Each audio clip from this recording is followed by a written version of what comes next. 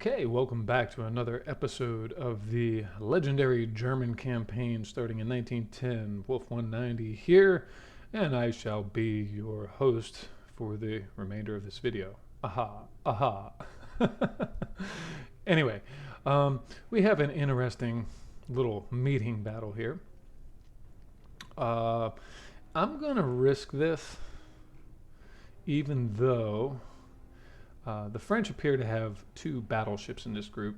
As you can see, the armament is actually roughly the same. I have 9 10-inch guns, and they have 12. Okay, 12. Actually, 13 and 14. 14 10-inch guns. My cruiser costs more, though I'm a little leery. My armor quality is better, but my cruisers cost more. At least my heavy cruiser costs more than his battleship. So let's go ahead and get to the action.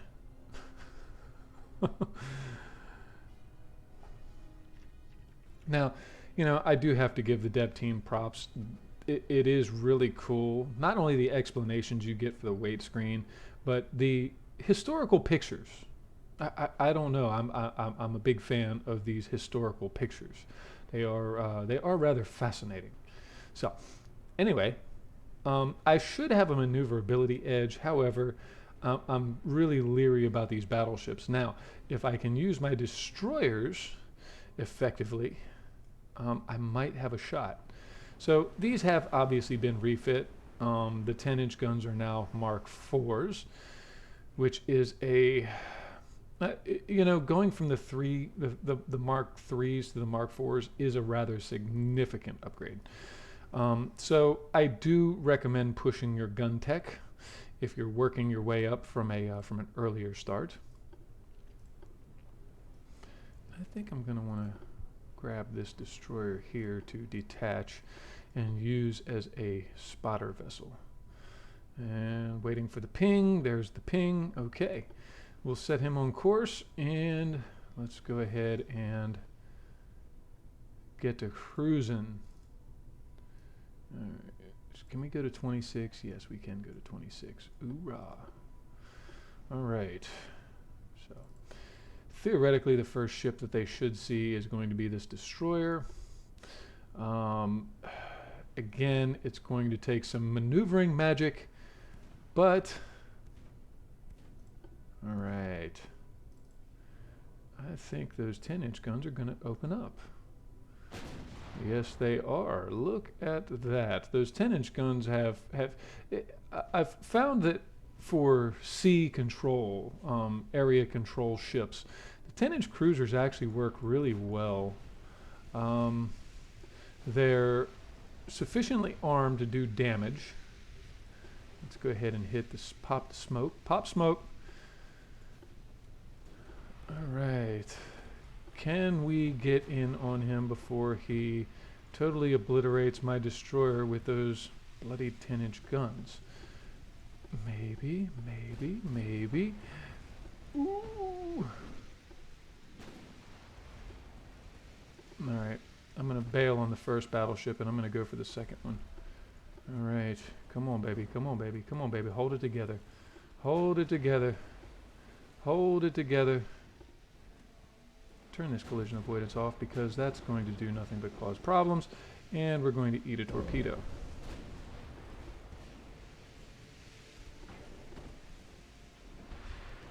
Oh, all 6 of them. Well, looks like one of our torpedoes exploded as soon as it left the rack. That does happen, but 5 torpedoes into a battleship. That's going to hurt. That obviously hurt. That was good damage. Good damage. Good damage. All right. And side slip those other torpedoes. That's the problem with getting these guys in as close as this.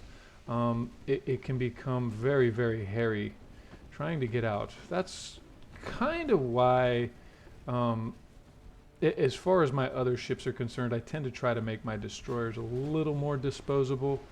I don't like to lose them, but at the same time, sometimes it's unavoidable. Oh my goodness.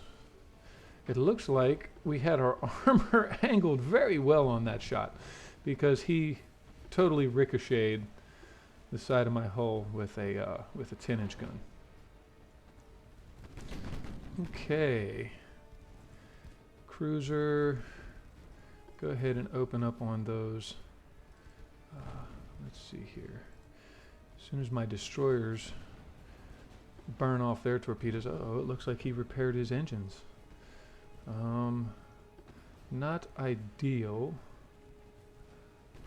However, my light cruiser builds actually are decent enough to close. It's risky. It's always risky. It's always risky when you close with the enemy like this. But I've kind of found that my light cruisers are actually nimble enough to close this gap, these gaps, and get in on the enemy battleships. Now, this again, risky behavior. I think that was a music album, incidentally. I'm not plagiarizing here, promise. But it is dangerous closing in like this with these things. Anytime you do so, you run the risk of having your destroyer obliterated before you can even use your torpedoes. So,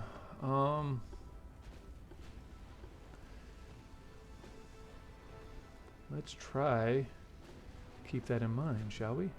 Okay, real quick. Oh my goodness. We almost had a catastrophic error there. You have to be careful when you're pivoting around on your ships like that, though, because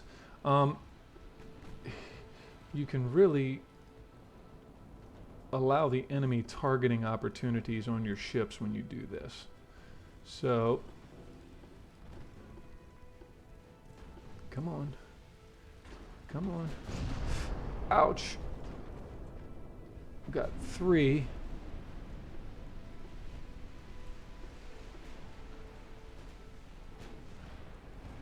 Oh, come on, baby. Come on, baby. Come on, baby. Get around. Get around, baby. There we go. All right. And like I said, if this destroyer happens to bite the big one here. There we go. Mission accomplished. All right, get the hell out of here.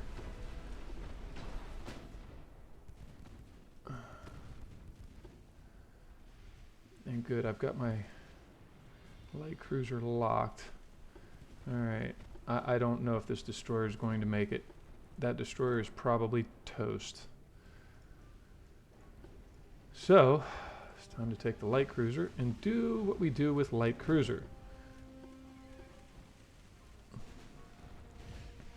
Set light cruiser free.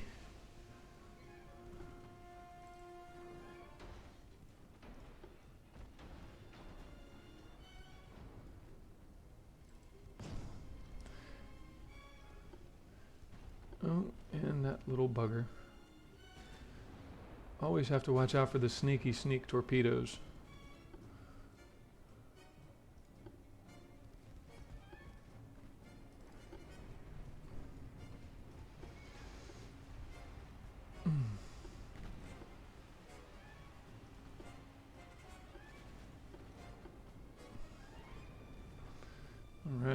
All right. We are eliminating some of his ships. Oh my God, this guy is still alive. He's still alive, ladies and gentlemen. Still alive. Still in the fight. For how long? Who knows? He's kind of in a really bad spot. We did successfully sink one battleship, which is fantastic, actually. That's very good, very good, very good. You'll notice I did set my heavy cruiser to cruising speed. Now, these light cruisers are not my fleet light cruisers. These are my Navy or sea control builds. They have 7-inch guns, four twin 7s. They seem to perform very, very well. Maybe not as heavy on the torpedo armament as I would like, but I did refit with 3 underwater torpedo tubes in addition to the twin double torpedo launchers. And as you can see, he's just overpinning. he's very, very easily overpinning the enemy cruiser there. So maybe it's something to consider. What are his guys armed with? He's got 5-inch guns. And he is out of torpedoes, so I'm going to go ahead and dance with this guy a little bit. What do I have for cap ballistic? What's his armor? 3 inches? Let's try. Let's try hitting him with HE shells. Because if we go through his forward armor, which is only destroyer thickness, these will handle destroyer thickness armor incidentally. It should overpin, destroy the torpedo tube, cause the fire. Okay. Not exactly doing what I wanted him to do. There's the battleship. Alright, how's the heavy cruiser doing?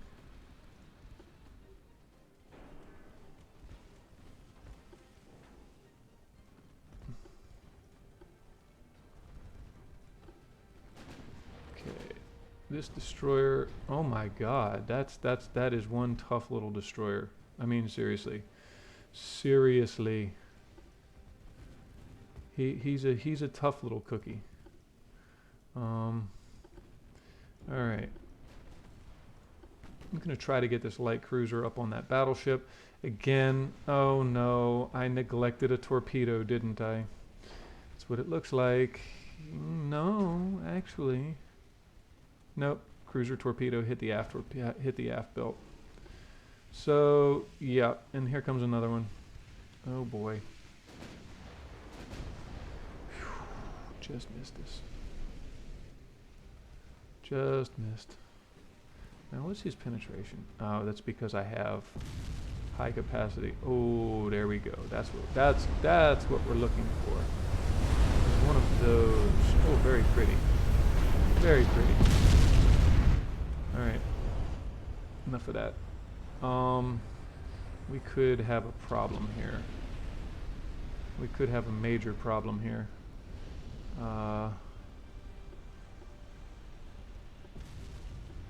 Heavy cruiser is not faring very well, is she? No, not at all. All of these ships are banged up. Uh-oh. Houston, we might have a problem.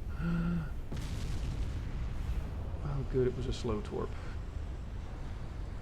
Okay. Time to retreat the other ships, I do believe. Comet, not doing very good at all.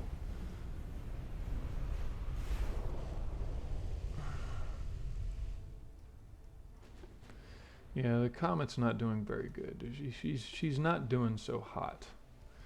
Let's see here. Oh my goodness.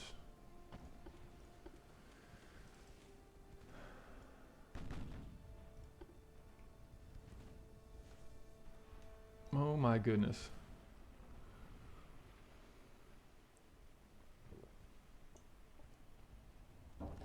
Well, in any case, we did get one battleship out of the deal. Now, what I want to know is why he's shooting AP at these guys when he should be launching HE. That's what I put those cap ballistics in him for. See, at 5,000 meters, it's really actually going to be close to hurting those destroyers.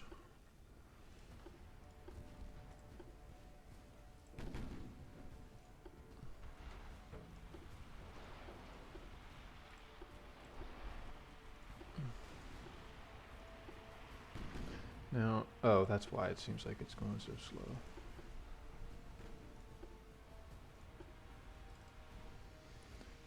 Oh no. Oh no. That's not good. These light cruisers, they don't do very good with torpedo damage. I'm probably going to lose this ship. No, no. There we go. All right.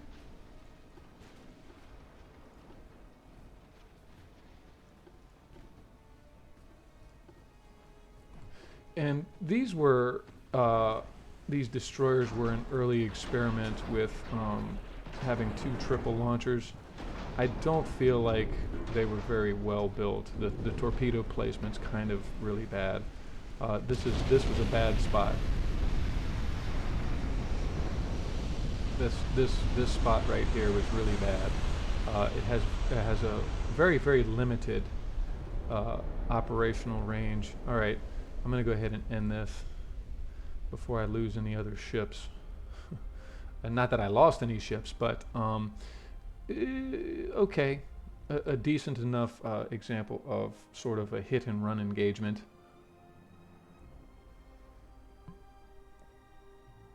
Now, if you are going to build sea control fleets like that, light sea control fleets like that, though, I mean, a heavy cruiser with 10-inch guns isn't exactly light. I mean, okay, if you're playing as Germany and you want to build something like the pocket battleships, you know, the Deutschland class, which included the famous Graf Spee, or Graf Spee, as I do believe the correct enunciation is.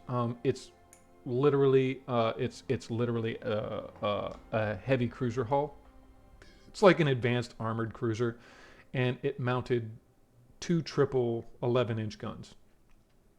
All right. Oh, now we have something of interest. But anyway, if you want to build something like that, I mean, seriously, the Graf Spee ran around by itself. The 11-inch guns allowed it to pretty much engage anything it came up against. It was lightly armored, though. So, I recommend, if you're going to do little zone control fleets like that, that you, oh, and this is going to be a good fight, that you make them faster fleet ships. All right, now this is going to be a good one. I do believe I'm going to enjoy it, because this is the first time I'm using the Odin class battleships. They mount 4 twin 13-2s. Why 13-2s? It seemed like a good idea at the time. It literally just because it seemed like a good idea at the time.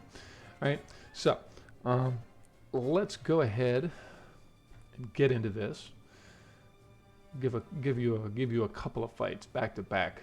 I'm sorry, these weren't by choice. These were sort of forced on me. But anyway, these are 45,000 ton battleships. Unfortunately, I still only have Mark IIIs on my 13-inch guns. I'm sort of trying to adjust that. Now these 5.9s, oh, they are Mark IVs. Okay, good. All of my secondaries are Mark IVs. Now, you might remember, historically speaking anyway, that the German battleships had really dangerous secondary armaments. Their secondary armaments were very long-ranged, very fast-firing. So if you're familiar with, let me see here, Wargaming's World of Warships, all right, you might remember them in that way. All right, now this guy is a fleet escort light cruiser that I have built. Mounts 6-inch guns and twin turrets. It's got triple deck tubes, but the real threat is that I have 5 underwater tubes per side on these, right? And these are again those V36s. The latest model that I have, the V3 class, I took this tube and I put them in the back. All right, they are a little longer. It's pretty much 5-inch guns except for a 2-inch turret. And then in this space, actually, I moved the funnel back, and I placed a couple of 2-inch guns up on that as well. So it's got 3 2-inch guns and 5 5s, which is a pretty darn solid setup. Pretty darn solid. They've proven to be most effective. All right, so these guys, I put them at 30 knots. Let's go ahead and slow them down to 24. And then we're going to go ahead and... oh, crap. I didn't... apparently, I didn't single select the... So let's see how these Odins perform. Now they are modern battleship ones. That's why the speed has gone up to 30 knots. So my old Dreadnought designs, I sort of standardized those at 25. Or 24, sorry. 24 knots was my standard speed. But these guys, their top speed is 30 knots. Now, the reason for that increase in speed is because the maximum efficient speed of that hull is, I want to say 32.5 knots, and I decided not to max them out, mainly due to costs. They are rather expensive. Now, for those of you that grew up watching Nickelodeon's Doug, you will remember Mr. Dink, very expensive. And he's going to eat a couple torpedoes. He's going to eat 4 torpedoes. Whoops. I'm not doing a very good job with this destroyer, am I?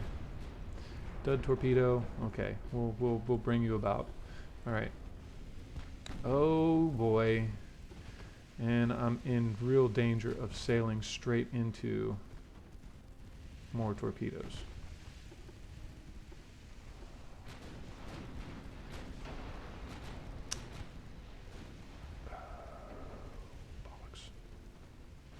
Come on.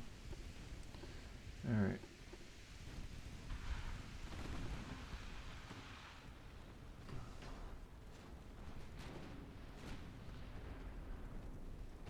Didn't get one torpedo off. I'm going to go ahead and pull him out. Yeah, I did not do a very good job with that one. Did I? Nope, not my usual par excellence.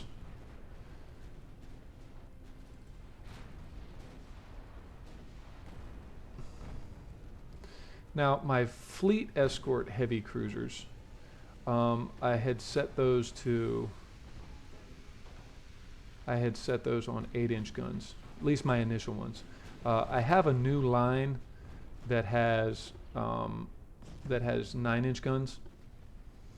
And the reason for the 9-inch gun upgrade, or the upgrade to the 9-inch guns, is partly because I was already at Mark IVs on the 9s. I've only recently gotten the Mark IV 8s. I think I got that my game time about a month ago. Boom! There we go. Good penetrating hit, and down goes the UAD. I'm not even sure how to pronounce that. So you will note that at this period, the French are still building the in the 1920s. The French were still building the tumble home design, which interestingly, I think most experts consider that to still be more of a ironclad type design. So yeah, there is that. Okay, the Augsburg is running around, doing what the Augsburg does. Good. She is setting up an effective screen. Okay. Now, let's see if we can't get this approach to go down the way we want this approach to go down. Now, I did downgrade to 5-inch guns, but I opened the bore on those 5-inch guns to 5.9, which traditionally is going to be 150 millimeter.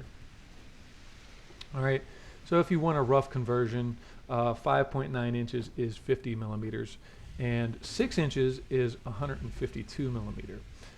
So 150 would have been more of a standard German secondary battery for the larger batteries.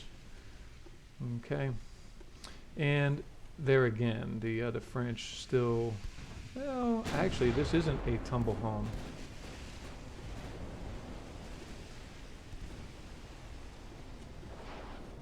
Okay, there goes one. And see, this positioning is really bad. It's a really bad spot for torpedoes. So if you are running the German campaign and you're looking for a second spot to put torpedoes, I would recommend making the hull long enough to cluster these three where they are and have room for a torpedo tube on the back end. That's what I've done with my most recent Destroyer 3 hull. I do not have access as of yet to the modern Destroyer hull. So I am waiting on that. It's going to be a lot better. It has one flush foredeck, forecastle area, and then the rest of the rear deck is flush. So these early Destroyer hulls for the Germans are really tough to build on. I think historically the torpedo tubes went up here, but I was finding that the balance works out a lot better. I was finding that the balance just works out a lot better with the tubes center and rear. It does allow you better flexibility to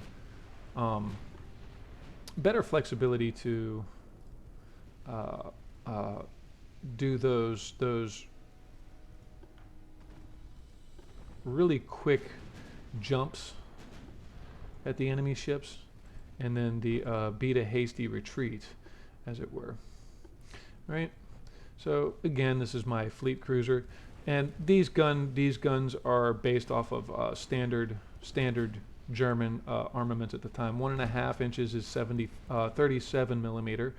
3.5 inches is 88 millimeter. 75 would be like it's practically 3 inches. But you could say 2.9 because the reality is that 7.62 millimeters is 3 inch. That's the reality.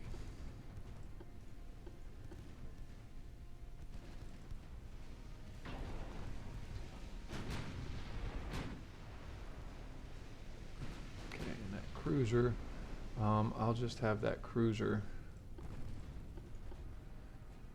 the heavy cruiser, continue to follow. And I have recently acquired incendiary, the incendiary HE shells, so I'm giving them a go. They don't do as much damage as the high capacities, but the chance of fire is pretty ridiculous. All right, so there we go. And come on, give me a broadside with those lovely underwater tubes. No?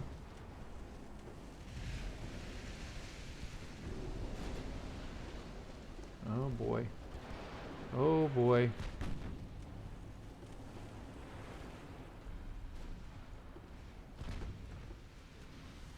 Oh boy. I overturned. Ooh, got a dud. What luck. What sheer dumb luck.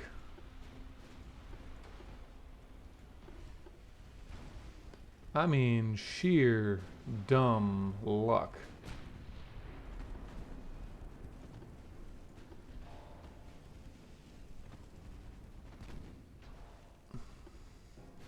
Now, okay, the tumble home designs, old school, pretty much obsolete by this point.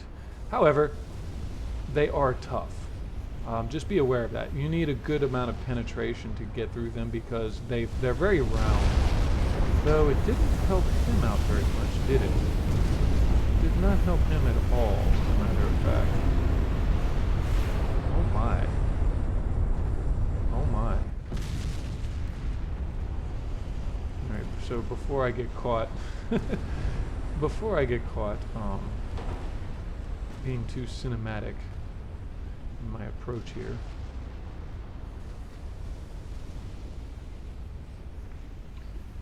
So, there again, you don't always have to just punch holes in enemy ships to get them to sink.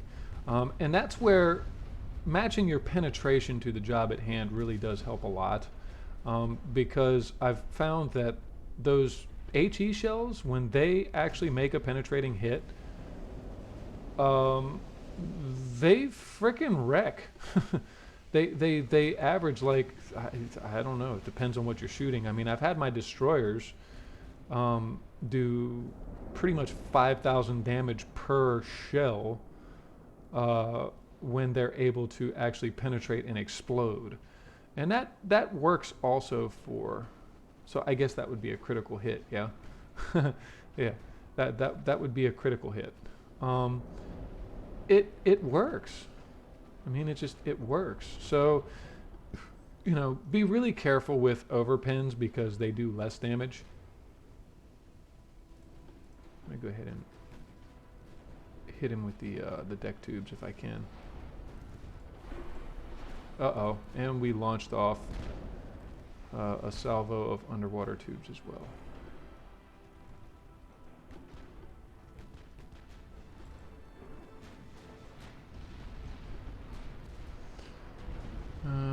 And I better be careful because his battleships do have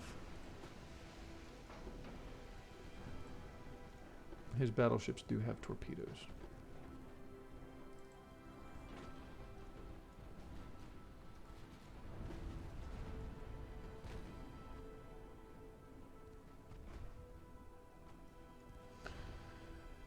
And it looks like that other destroyer got his So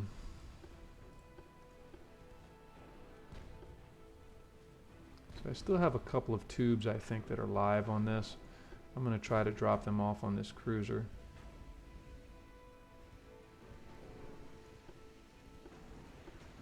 No. Okay. Oh, one of them did.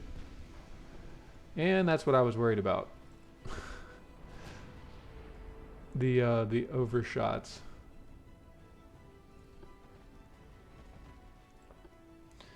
Okay, so admittedly, not entirely a fair matchup. His battleships look to be really, really old, as a matter of fact.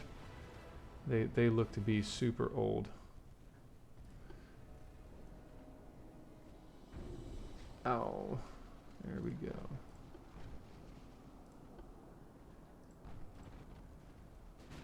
Really? Go ahead and detach. Alright, you. Send you out of there. You, screen. Should I try to run that battle cruiser down? Not really. Alright, so, that's that. And there again, just a nice look. So, on the battleship, these battleships, I've got 150 millimeters, I've got 88s, and then I've got 40s. Actually, I haven't downsized those yet. I don't know that 40s were really a standard on for the Kriegsmarine, but anyway, there's that battle. Oh, and I didn't pull up stats from the last one. That's okay, I guess. So, the battleships coming in at over 30% accuracy. Between the two, about 32, 33%, somewhere in there, right?